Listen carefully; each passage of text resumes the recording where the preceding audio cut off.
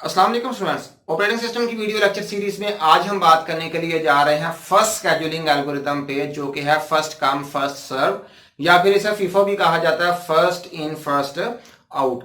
ये बिल्कुल एक कतार की मानद है, एक क्यू की तरह से है कि जिसमें जो बंदा सबसे आगे लाइन में लगा हुआ होता है डेफिनेटली उसी का काम उसे ही सबसे पहले सर्व किया जाता है। फॉर एग्जांपल, जिस तरह से स्टूडेंट्स हैं वो फी जमा करवाने के लिए लाइन में जो वो लगे हुए होते हैं, और जो सबसे आगे होता है स्टूडेंट उसकी फीस जो है सबसे पहले कलेक्ट की जाती है, और जो सबसे एंड पे होता है उसकी डेफिनेटली सबसे आखिर पे उसकी फी कलेक्ट की जाती है। यही एग्जाम्पल अगर आप बैंक्स की बात करें, वहां पे भी क्यूज होती हैं, वहां पे भी फर्स्ट कम फर्स्ट सर्व, यानी कि पहले आइए पहले पाइए की बुनियाद पे जो है ये काम किया जाता है। फर्स्ट कम फर्स्ट सर्व जो है इस एल्गोरिथम की कुछ सेलियंट फीचर्स हैं, कुछ सेलियंट पॉइंट्स हैं। फॉर एग्जांपल कि ये नॉन प्रीएम्पशन पे काम करता है। नॉन प्रीएम्पशन का मतलब ये है कि ये सीपीयू से जो है प्रोसेस से सीपीयू को छीना नहीं जाता, बल्कि सीपीयू को अलाउ किया जाता है कि वो तब तक उसे एग्जीक्यूट करता रहे जब तक कि उसकी एग्जीक्यूशन मुकम्मल ना हो जाए।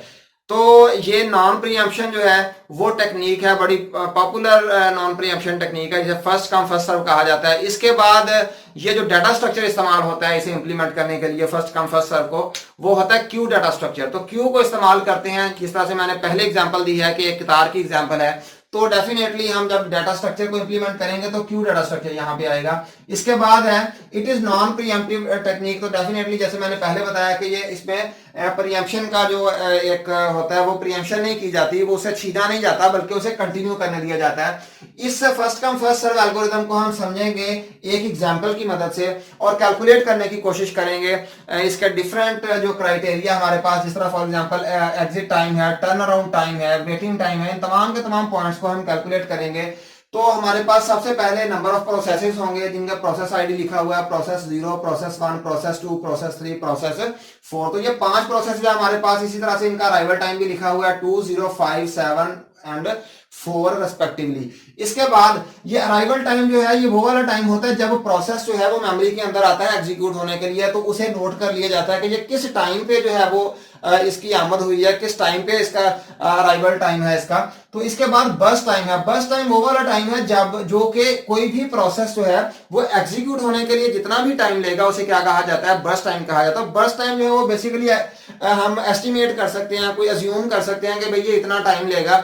तो क्योंकि हम थ्योरेटिकल पॉइंट ऑफ व्यू से इसे पढ़ रहे हैं तो यहाँ पे एक्चुअल में इस तरह से फिगर्स नहीं आ सकती, हम पहले से उसे अज्यूम या एस्टिमेट नहीं कर सकते कि भाई इसका बर्स्ट टाइम कितना लगेगा। लेकिन क्योंकि थ्योरेटिकल पॉइंट ऑफ व्यू से पढ़ रहे हैं इसलिए हमने ये अज्यूम कर लिया कि प्रोसेस 0 जो है ये 2 सेकंड लेगा, प्रोसेस 1 सेकंड लेगा, प्रोसेस 2 जो है वो 1 सेकंड लेगा, प्रोसेस 3 2 सेकंड लेगा। तो इस तरह से हम इसे जो है वो कैलकुलेट करेंगे, एस्टिमेट करेंगे। तो फर्स्ट ऑफ ऑल जो जब हमने इसे एग्जिट टाइम इसका कैलकुलेट करना है उसकी किसकी मदद से करना है, गैंट चार्ट की मदद से करना है। गैंट चार्ट किस तरह से हम बनाएंगे, ये देखें इस तरह से गैंट चार्ट बनाया जाता है। गैंट चार्ट में हम प्रोसेसेस को लिखेंगे, उनका अराइवल टाइम लिखेंगे, तो एग्जिट टाइम जो है वो उनका ऑटोमेटिकली ही कैलकुलेट होता जाएगा।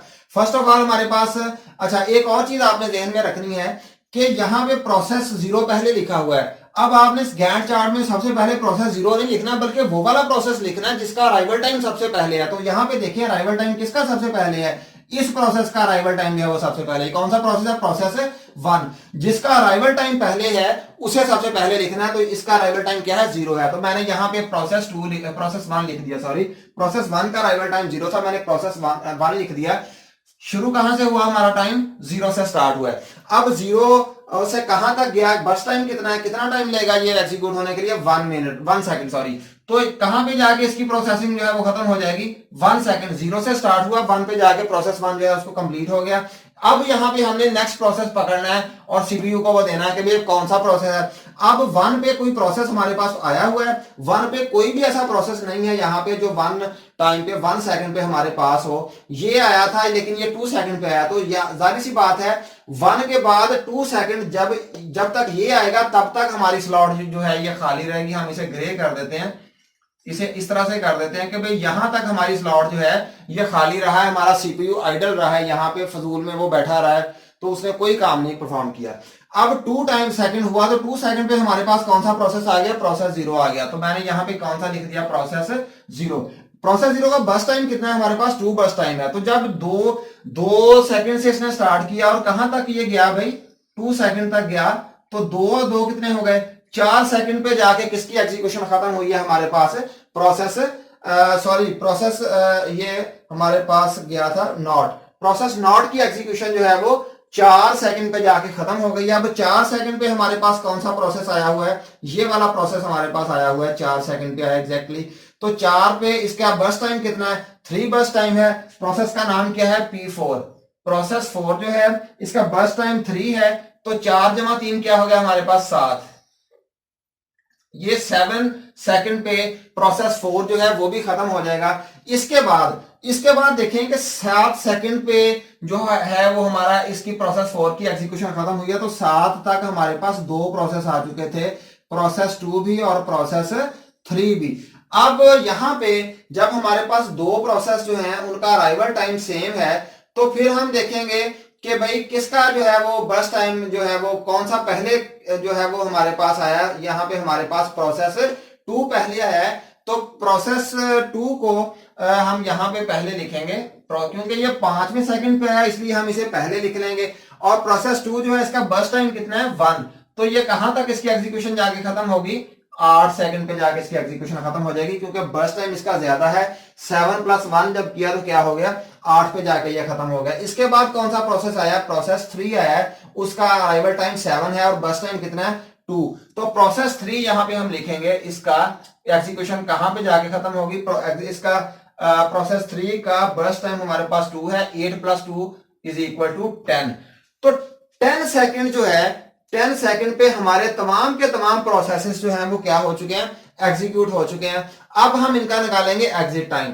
तो प्रोसेस नॉट का एग्जिट टाइम क्या है, ये देखें, प्रोसेस नॉट का एग्जिट टाइम 4 आ रहा है, यहां पे जाके प्रोसेस नॉट खत्म हो रहा है, तो इसका एग्जिट टाइम हम यहां पे लिख लेंगे 4। इसके बाद प्रोसेस 1 है हमारे पास, इसका एग्जिट टाइम ये देखें 1 है, तो इसका 1 लिख दिया। अब प्रोसेस 2 जो है इसका एग्जिट टाइम हमने यहां से देखना है क्या है, 8 पे जाके ये खत्म होता है, ये प्रोसेस एग्जीक्यूट होना। इसके बाद प्रोसेस जो है हमारे पास 3 है, इसका एग्जीक्यूशन टाइम एंड पे क्या है, 10 है इसका। और प्रोसेस 4 जो है इसका एग्जिट टाइम क्या है, 7। ये देखें, प्रोसेस 4 का एग्जिट टाइम क्या है, 7 है। तो ये एग्जिट टाइम भी हमने निकाल लिया है। अब हमारी नेक्स्ट बारी किसकी है, टर्न अराउंड टाइम हमने निकालना है, वो कैलकुलेट करना है। टर्न अराउंड टाइम हमें पता है किसका क्या होता है, exit time minus arrival time. Exit time minus arrival time, exit time भी हमने निकाल लिया, अराइवल टाइम भी निकाला हुआ है। तो यहां पे हमारा क्या आएगा, 4 - 2 = क्या आ गया, इसका टर्न अराउंड टाइम 2 आ गया। प्रोसेस 1 जो है इसका अराइवल टाइम 0 है और एग्जिट टाइम 1 है, तो 1 - 0 क्या आ गया हमारे पास, 1 आ गया। प्रोसेस 2 जो है इसका एग्जिट टाइम 8 है, अराइवल टाइम क्या है, 5 है, तो 8 - 5 क्या आ गया, 3। इसके बाद प्रोसेस 3 है, इसका एग्जिट टाइम हमारे पास 10 है, अराइवल टाइम 7 है, तो क्या करेंगे, 10 - 7 = ये भी 3 आ गया हमारे पास। इसके बाद प्रोसेस 4 है, इसका एग्जिट टाइम 7 है, अराइवल टाइम 4 है, तो 7 - 4 = 3। अगेन हमारे पास 3 आ गया। तो टर्न अराउंड टाइम हमारा प्रोसेस नॉट का 2, 1 का 1, 2 का 3 और 4 दोनों का क्या आ गया हमारे पास, 3 और 3। अब हम कैलकुलेट करेंगे हमारा वेटिंग टाइम के, वेटिंग टाइम क्या है। वेटिंग टाइम हमें पता है क्या होता है कि turn around time minus burst time. Turn around time हमने निकाल लिया यहाँ पे, माइनस बर्स्ट टाइम हमारे पास यहाँ पे मौजूद है। तो वेटिंग टाइम कितना करना पड़ा वेट से प्रोसेस नॉट को, टर्न अराउंड टाइम क्या आ गया था 2 माइनस बर्स्ट टाइम क्या है इसका 2, तो कितना वेट करना पड़ा भाई, 0 वेट करना पड़ा। कैसे बढ़ा, ये देखिए प्रोसेस 0 है, ये 2 मिनट पे आया था, 2 सेकंड पे, सॉरी 2 सेकंड पे आया था। इसके बर्स्ट टाइम कितना था, 2, यानी कि 2 सेकंड पे आया, उसी वक्त इसे सीपीयू साइन कर दिया गया और 2 सेकंड तक ये एग्जीक्यूट होने के बाद चला गया, तो इसका वेटिंग टाइम क्या फिर हमारे पास आया 0, यानी कि इसने कुछ भी वेट नहीं किया, आते ही इसे सीपीयू मिल गया और इसने एग्जीक्यूट अपना मुकम्मल कर लिया एग्जीक्यूशन। इसके बाद P1 है हमारे पास, इसका वेटिंग टाइम क्या, टर्न अराउंड टाइम हमारे पास 1 आ गया इसका, माइनस बर्स्ट टाइम इसका कितना है भाई, बर्स्ट टाइम भी 1 है, तो इसे भी कितना वेट करना पड़ा, इसे भी 0 वेट करना पड़ा। यहां से हम देख सकते हैं कि P1 जो है हमारे पास ये शुरू में ही स्टार्ट हो गया था, पहला ही एग्जीक्यूशन इसकी यहां से स्टार्ट हुई थी, एक इसका सेकंड बर्स्ट टाइम था। जाहिर सी बात है सीपीयू आते ही इसे असाइन हुआ और इसने अपना एग्जीक्यूशन मुकम्मल कर ली 1 सेकंड में, और सीपीयू उसके बाद यहाँ पे फारिग हुआ था, तो जाहिर सी बात है इसका भी क्या आएगा, वेटिंग टाइम 0, इसे भी कोई वेट नहीं करना पड़ा। इसके बाद प्रोसेस 2 है, प्रोसेस 2 में हमारा टर्न अराउंड टाइम क्या था 3 माइनस बर्स्ट टाइम इसका कितना है 1, तो इसे कितने सेकंड वेट करना पड़ा, इसे 2 सेकंड के लिए वेट करना पड़ा प्रोसेस 2 की। अगर हम बात करें प्रोसेस 2, ये देखें यहां पे इसे एग्जीक्यूट सेकंड लास्ट पे हमने प्रोसेस 2 को एग्जीक्यूट किया था, क्योंकि हमारा इससे पहले कौन सा था, प्रोसेस 4 एग्जीक्यूट हो रहा था और इसने 3 सेकंड लिए थे। उतनी देर में जब हमारा 7 हो गया था टोटल टाइम, यहाँ पे प्रोसेस 4 पे 7 हो गया था, तब प्रोसेस 2 आ चुका था 2 सेकंड पहले, 5 सेकंड पे वो आ गया था, इसलिए इसका क्या है हमारे पास वेटिंग टाइम 2 आ गया।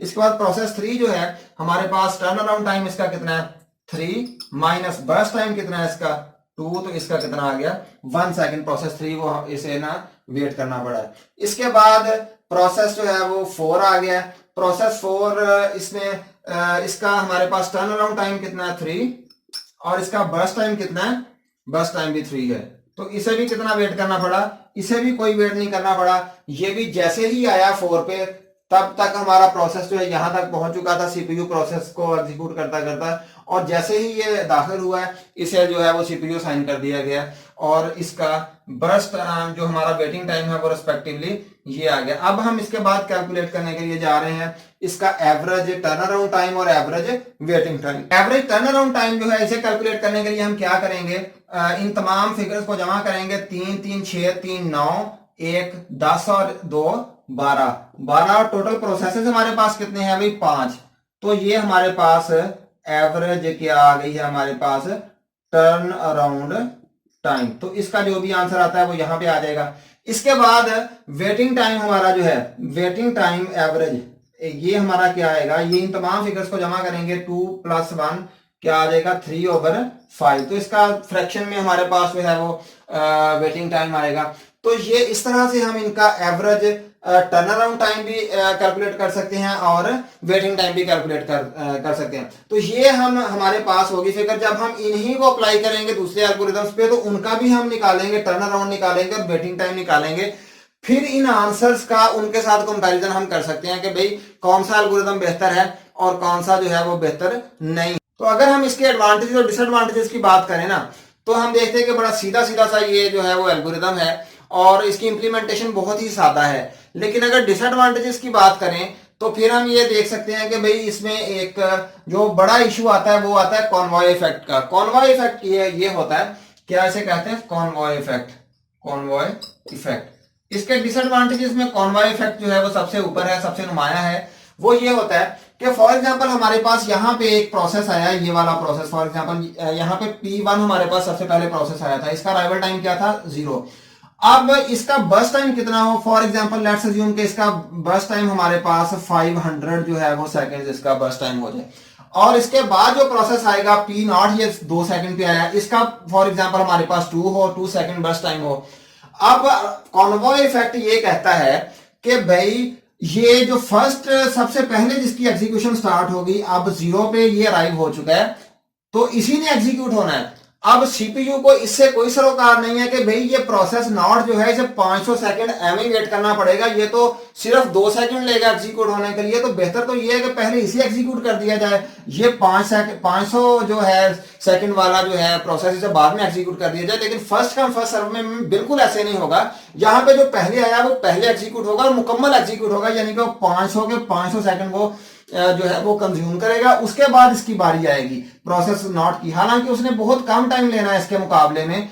तो इसी ही पॉइंट को हम क्या कहते हैं कॉन्वॉय इफेक्ट कहते हैं कि भाई यहाँ पे जो सबसे पहले आया प्रोसेस उसकी एग्जीक्यूशन टाइम बहुत ज्यादा था, जिसकी वजह से इसे वेट करना पड़ा प्रोसेस नॉट को। दूसरा प्रोसेस जो दूसरे नंबर पे है उसे बहुत ज्यादा वेट करना पड़ा अपने थोड़े से काम के लिए, जबकि जो प्रोसेस जो सबसे पहले आया था प्रोसेस 1 इसने बहुत ज्यादा टाइम कंज्यूम किया, और दूसरे जो जितने भी प्रोसेसेस होंगे डेफिनेटली उनका वेटिंग टाइम बहुत ज्यादा हो जाएगा इसकी वजह से। और वो वेटिंग टाइम जो बहुत ज्यादा होगा वही क्या कहलाता है कॉन्वॉय इफेक्ट कहलाता है। उम्मीद करता हूं कि आज के लेक्चर की आपको समझ आई होगी और आपने फर्स्ट कम फर्स्ट सर्व को अच्छी तरह से अंडरस्टैंड कर लिया होगा, समझ लिया होगा। इंशाल्लाह नेक्स्ट लेक्चर में किसी और नए एल्गोरिदम के साथ जो है वो हाजिर होंगे। तब तक के लिए अल्लाह हाफिज।